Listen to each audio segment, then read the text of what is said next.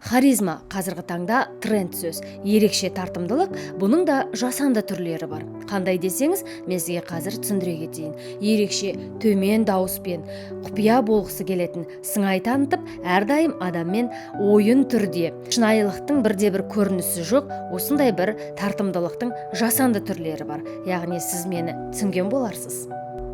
Екінші шектен шығу – бұл әрдайым эмоциясыз сөйлеу, өзінің дауысын басқара алмау, әрдайым эмоцияны дұрыс қолданбау. Ерекше тартымды болу – бұл әр сөзді дұрыс айту, паразит сөзсіз сөйлеу емес.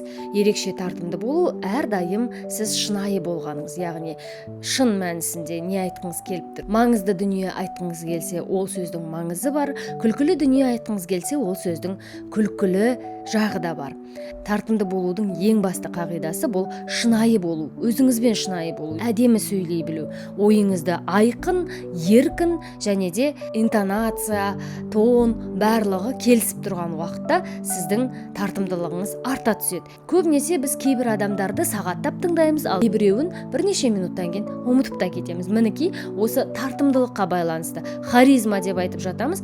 Осы тартымдылық неғұрлым адамда шынайы болатын болса, сол ғұрлым сізді адамдар құлақ түре тыңдайтын болады. Сол үшін де тартымдылығыңыз шынайы болсын. Әдемі сөйлеуді үйренейік.